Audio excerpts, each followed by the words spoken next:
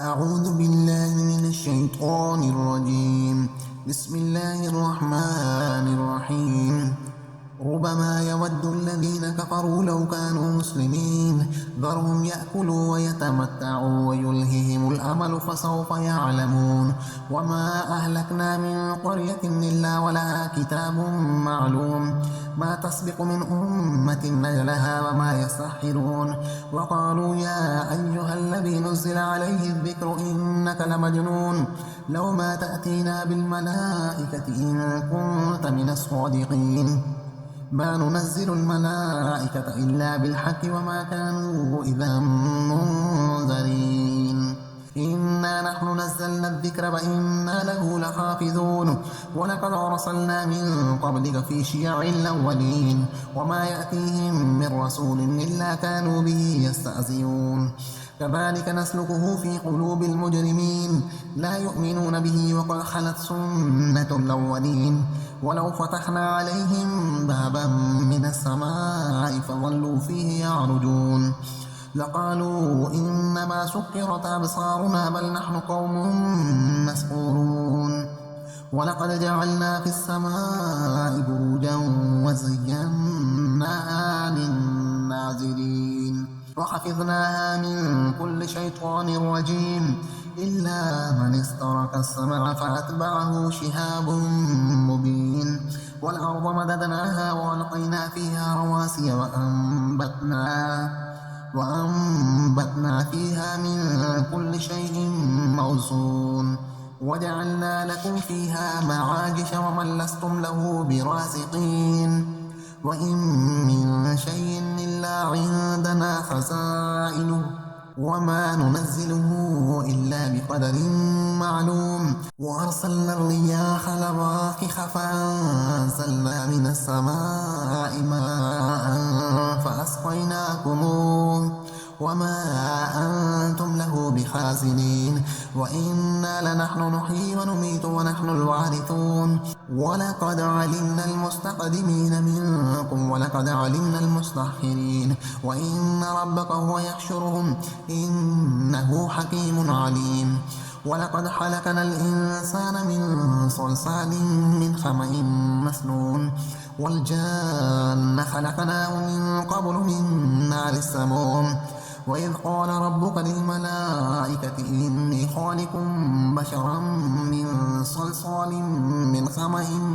مسنون فإذا سويته ونفخت فيه من روحي فقعوا له ساجدين فسجد الملائكة كلهم أجمعون إلا إبليس أبى أن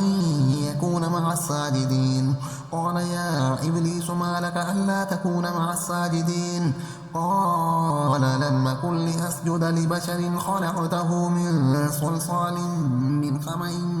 مسنون. قال فاخرج منها فإنك رجيم وإن عليك اللعنة إلى يوم الدين. قال رب فأنظرني إلى يوم يبعثون. قال فإنك من المنذرين إلى يوم الوقت المعلوم. قال رب بما أغويتني لأزينن لهم في الأرض ولأغوينهم أجمعين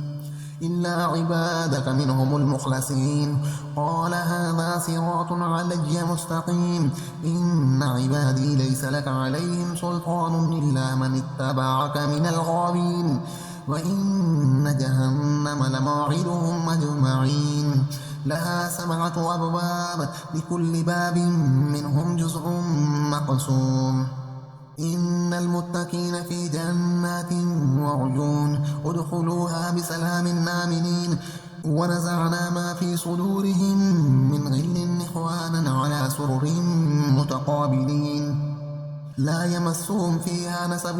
وما هم منها بمخرجين. نبئ عبادي أني أنا الغفور الرحيم وأن عذابي هو العذاب الأليم. ونبئهم عن ضيف إبراهيم إذ دخلوا عليه فقالوا سلاما قال إنا منكم وجدون. قالوا لا توجل إنا نبشرك بغلام عليم قال بشرتموني على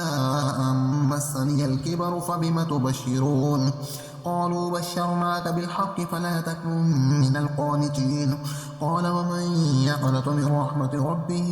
إلا الضالون قال فما خطبكم أيها المرسلون قالوا إنا أرسلنا إلى قوم مجرمين إلا آل لوط إنا لمنجوهم أجمعين إلا امرأته قدرنا إنها لمن الغابرين فلما جاء آل لوط المرسلون قال إنكم قوم منكرون قالوا بل جئناك بما كانوا فيه يمترون وأتيناك بالحق وإنا لصادقون فأسر بأهلك بقطع من الليل واتبع أدبارهم ولا يلتفت منكم أحد وامضوا حيث تؤمرون وقضينا إليه ذلك الأمر أن دابر هؤلاء مقطوع مصبحين وجاء أهل المدينة يستبشرون قال إن هؤلاء ضيفي فلا تفضحون واتقوا الله ولا تخزون قالوا أولم ننهك عن العالمين قال هؤلاء بناتي إن كنتم فاعلين لعمرك إنهم لفي سقرتهم يعمهون فأخذتهم الصيحة مشرقين وجعلنا عاليها سافلها وأمطرنا عليهم حجارة من سجيل إن في ذلك لآيات للمتبسمين وإنها لبسبيل مقيم إن في ذلك لآية للمؤمنين وإن كان أصحاب الأيكة لظالمين فانتقمنا منهم وإنهما لبإمام مبين ولقد كذب أصحاب الحجر المرسلين وآتيناهم آياتنا فكانوا عنها معرضين وكانوا ينحتون من الجبال بيوتا آمنين فأخذتهم الصيحة مصبحين فما أغنى عنهم ما كانوا يكسبون وما خلقنا السماوات والأرض وما بينهما إلا بالحق وإن الساعة لآتية فاصفح الصفح الجميل إن ربك هو الحلاق العليم ولقد آتيناك سبعا من المثاني والقرآن العظيم لا تمدن عينيك إلى ما متعنا به أزواجا منهم ولا تحزن عليهم واخفض جناحك للمؤمنين وقل إني أنا النذير المبين كما أنزلنا على المقتسمين الذين جعلوا القرآن يضين فوربك لنسألنهم أجمعين عما كانوا يعملون فاصدع بما تؤمر وأعرض عن المشركين إنا كفيناك المستهزئين الذين يجعلون مع الله إلها آخر فسوف يعلمون ولقد نعلم أنك يضيق صدرك بما يقولون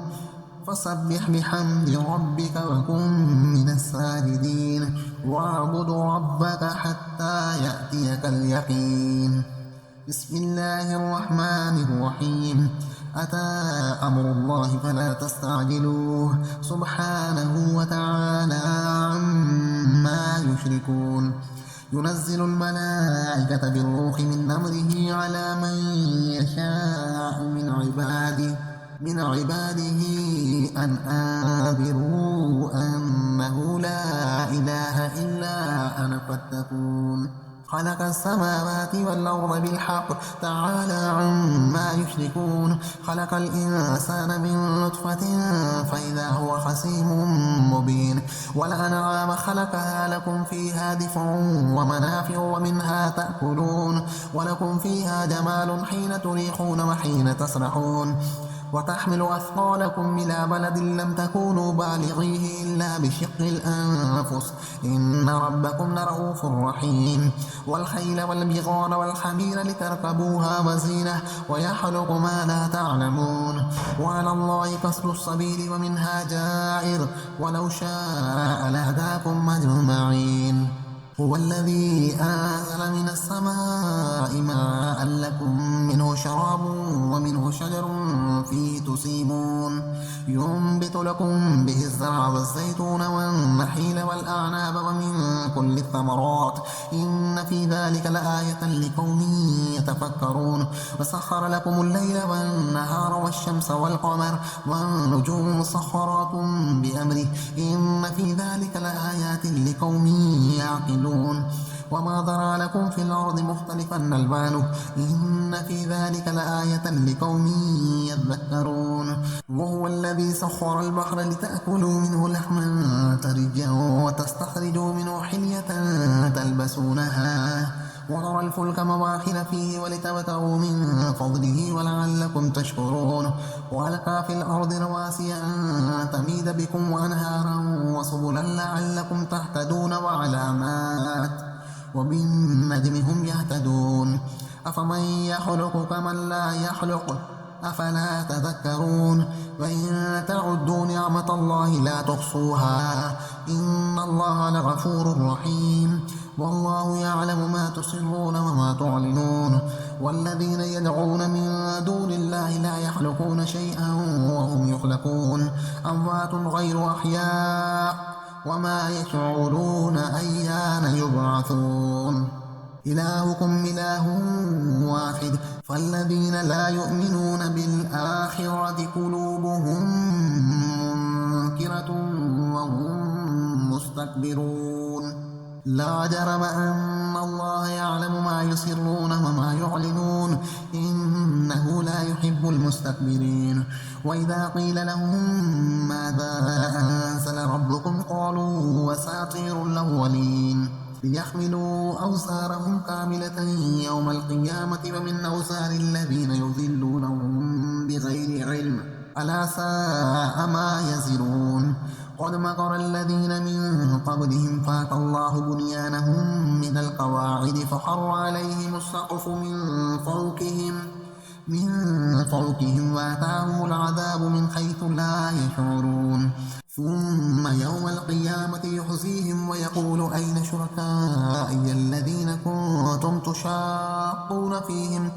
قال الذين أوتوا العلم إن الخزي اليوم مسوء على الكافرين الذين تتوفاهم الملائكة ظالمي أنفسهم فألقوا السلام ما كنا نعمل من سوء بلى إن الله عليم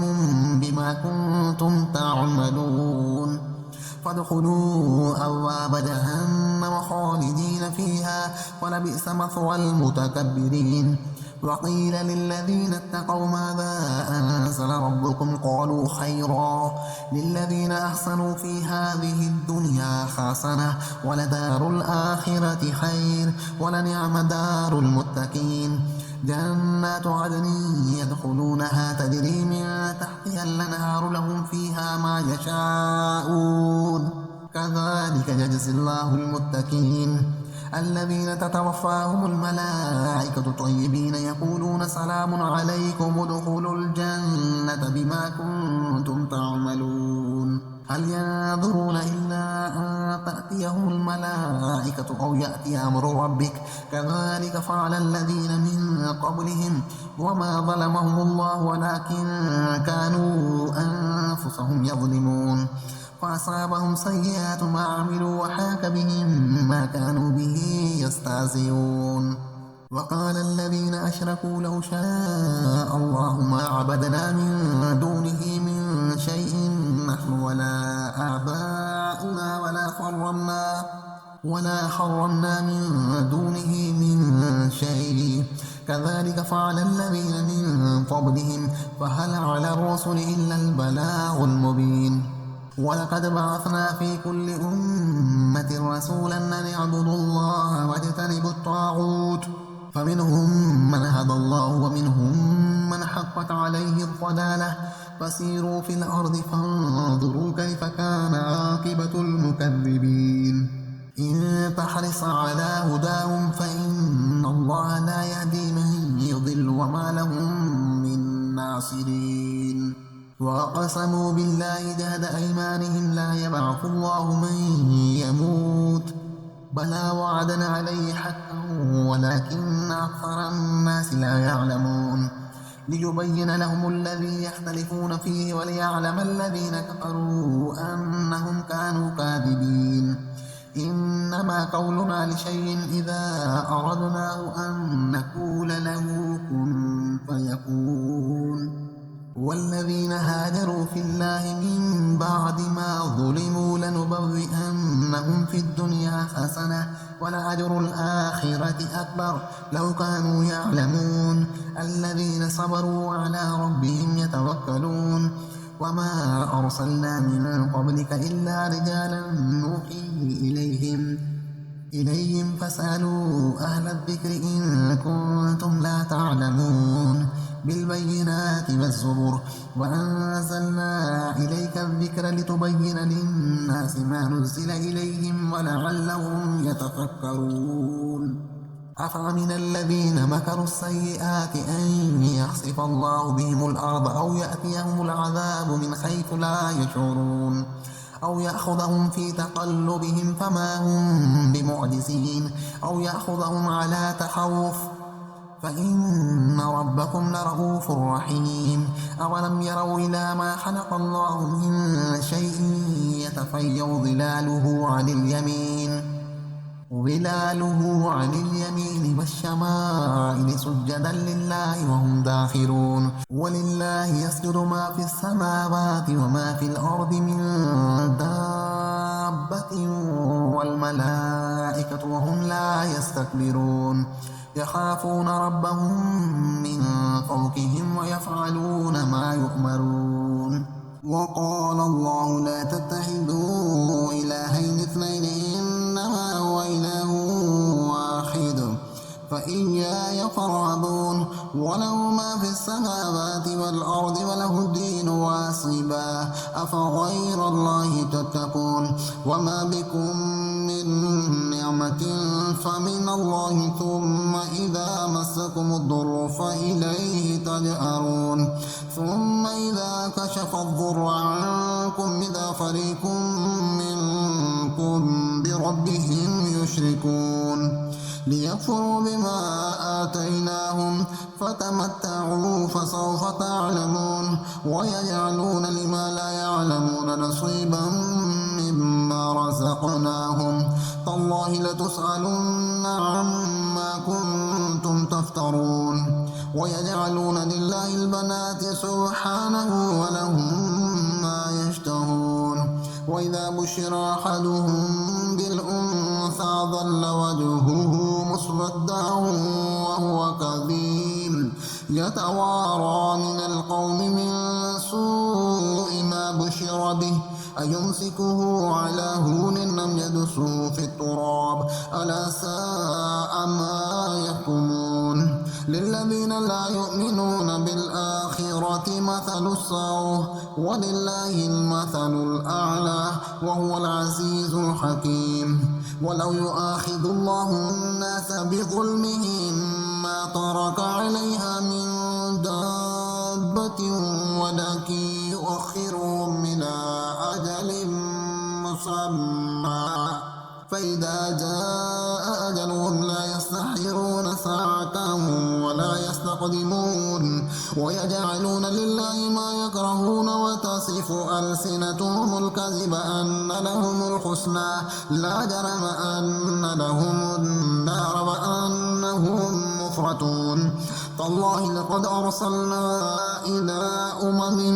من قبلك فزين لهم الشيطان أعمالهم فهو وليهم اليوم ولهم عذاب أليم وما أنزلنا عليك الكتاب إلا لتبين لهم الذي اختلفوا فيه وهدى ورحمة لقوم يؤمنون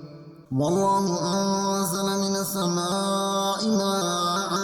فأحيا به الأرض بعد موتها إن في ذلك لآية لقوم يسمعون وإن لكم في الأنعام لعبرة نسقيكم مما في بطونه من بين فرث ودم لبنا خالصا سائغا للشاربين ومن ثمرات النخيل والأعناب تتخذون منه سكرا ورزقا حسنا إن في ذلك لآية لقوم يعقلون وأوحى ربك إلى النحل أن اتخذي من الجبال بيوتا ومن الشجر ومما يعرشون ثم كلي من كل الثمرات فاسلكي سبل ربك ذللا يخرج من بطونها شراب مختلف ألوانه فيه شفاء للناس إن في ذلك لآية لقوم يتفكرون والله خلقكم ثم يتوفاكم ومنكم من يرد إلى أرذل العمر لكي لا يعلم بعد علم شيئا إن الله عليم قدير والله فضل بعضكم على بعض في الرزق فما الذين فضلوا براد رزقهم على ما ملكت أيمانهم فهم فيه سواء أفبنعمة الله يجحدون والله جعل لكم من أنفسكم أزواجا وجعل لكم من أزواجكم بنين وخفضة ورزقكم من الطيبات أفبالباطل يؤمنون وبنعمة الله هم يكفرون ويعبدون من دون الله ما لا يملك لهم رزقا من السماوات والأرض شيئا ولا يستطيعون فلا تضربوا لله الأمثال إن الله يعلم وأنتم لا تعلمون ضرب الله مثلا عبدا مملوكا لا يقدر على شيء ومن رزقناه منا رزقا حسنا فهو ينفق منه سرا وجهرا هل يستوون الحمد لله بل أكثرهم لا يعلمون وضرب الله مثلا رجلين أحدهما أبكم لا يقدر على شيء وهو كل على مولاه أينما يوجهه لا يأتي بخير هل يستوي هو ومن يأمر بالعدل وهو على صراط مستقيم ولله غيب السماوات والأرض وما أمر الساعة إلا كلمح البصر أو أقرب إن الله على كل شيء قدير والله أخرجكم من بطون أمهاتكم لا تعلمون شيئا وجعل لكم السمع والأبصار والأفئدة لعلكم تشكرون ألم يروا إلى الطير مسخرات في جو السماء ما يمسكهن إلا الله إن في ذلك لآيات لقوم يؤمنون والله جعل لكم من بيوتكم سكنا وجعل لكم من جلود الأنعام بيوتا تستخفونها يوم ظعنكم ويوم إقامتكم ومن أصوافها وأوبارها وأشعارها أثاثا ومتاعا إلى حين والله جعل لكم مما خلق ظلالا وجعل لكم من الجبال أكنانا وجعل لكم سرابيل تقيكم الحر وسرابيل تقيكم بأسكم كذلك يتم نعمته عليكم لعلكم تسلمون فإن تولوا فإنما عليك البلاغ المبين يعرفون نعمة الله ثم ينكرونها وأكثرهم الكافرون ويوم نبعث من كل أمة شهيدا ثم لا يؤذن للذين كفروا ولا هم يستعتبون وإذا رأى الذين ظلموا العذاب فلا يخفف عنهم ولا هم ينظرون وإذا رأى الذين أشركوا شركاءهم قالوا ربنا هؤلاء شركاؤنا الذين كنا ندعو من فألقوا إليهم القول إنكم لكاذبون وألقوا إلى الله يومئذ السلم وضل عنهم ما كانوا يفترون الذين كفروا وصدوا عن سبيل الله زدناهم عذابا فوق العذاب بما كانوا يفسدون ويوم نبعث في كل أمة شهيدا عليهم من أنفسهم وجئنا بك شهيدا على هؤلاء ونزلنا عليك الكتاب تبيانا لكل شيء وهدى ورحمة وبشرى للمسلمين إن الله يأمر بالعدل والإحسان وإيتاء ذي القربى وينهى عن الفحشاء والمنكر والبغي يعظكم لعلكم تذكرون وأوفوا بعهد الله إذا عاهدتم ولا تنقضوا الأيمان بعد توكيدها وقد جعلتم الله عليكم كفيلا إن الله يعلم ما تفعلون ولا تكونوا كالتي نقضت غزلها من بعد قوة أنكاثا تتخذون أيمانكم دخلا بينكم أن تكون أمة هي أربى من أمة إنما يبلوكم الله به وليبينن لكم يوم القيامة ما كنتم فيه تختلفون ولو شاء الله لجعلكم أمة واحدة ولكن يضل من يشاء ويهدي من يشاء ولتسألن عما كنتم تعملون ولا تتخذوا أيمانكم دخلا بينكم فتزل قدم بعد ثبوتها وتذوقوا السوء بما صددتم عن سبيل الله ولكم عذاب عظيم ولا تشتروا بعهد الله ثمنا قليلا إنما عند الله هو خير لكم إن كنتم تعلمون ما عندكم ينفد وما عند الله باق ولنجزين الذين صبروا أجرهم بأحسن ما كانوا يعملون من عمل صالحا من ذكر أو أنثى وهو مؤمن فلنحيينه حياة طيبة ولنجزينهم أجرهم بأحسن ما كانوا يعملون فإذا قرأت القرآن فاستعذ بالله من الشيطان الرجيم إنه ليس له سلطان على الذين آمنوا وعلى ربهم يتوكلون إنما سلطانه على الذين يتولونه والذين هم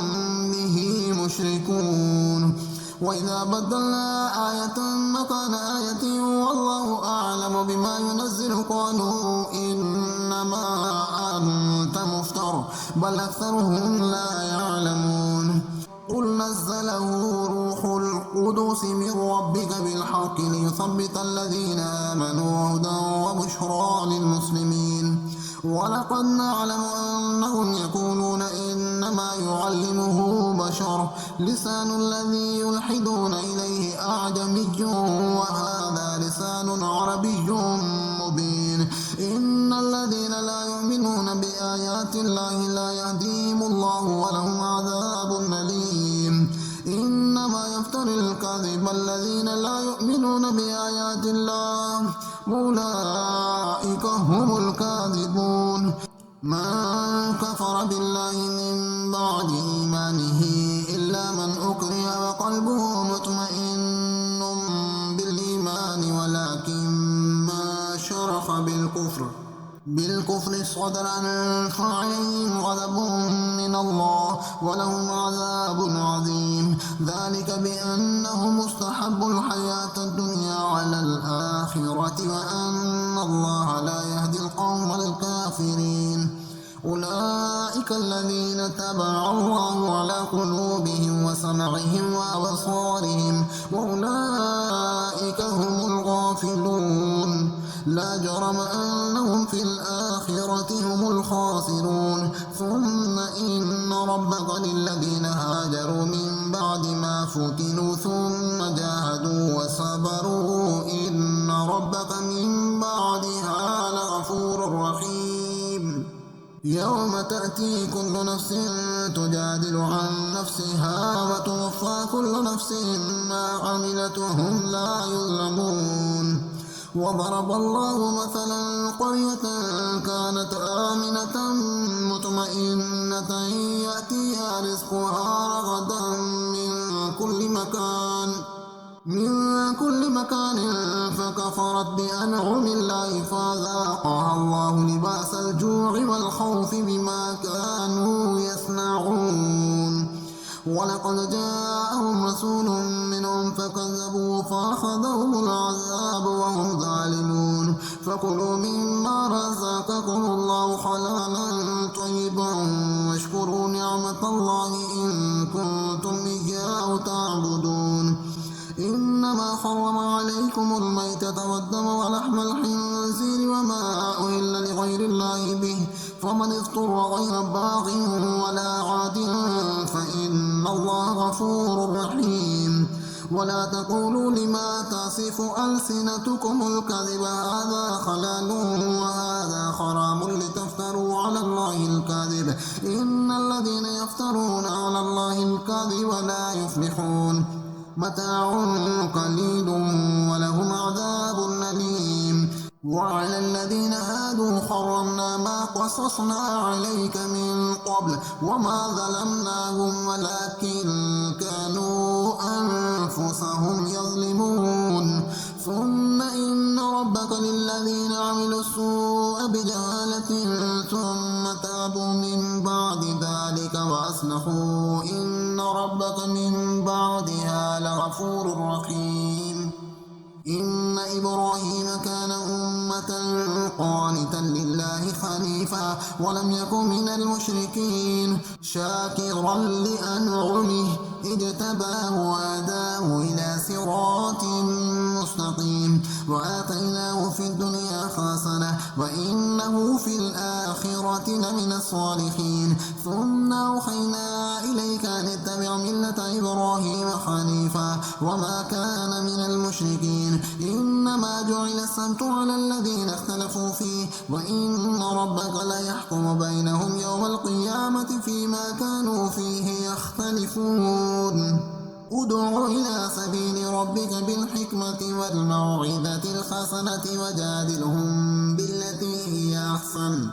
إن ربك هو أعلم بمن ضل عن سبيله وهو أعلم بالمهتدين. وإن عاقبتم فعاقبوا بمثل ما عوقبتم به ولئن صبرتم لهو خير للصابرين. واصبر وما صبرك إلا بالله ولا تحزن عليهم ولا تك في ضيق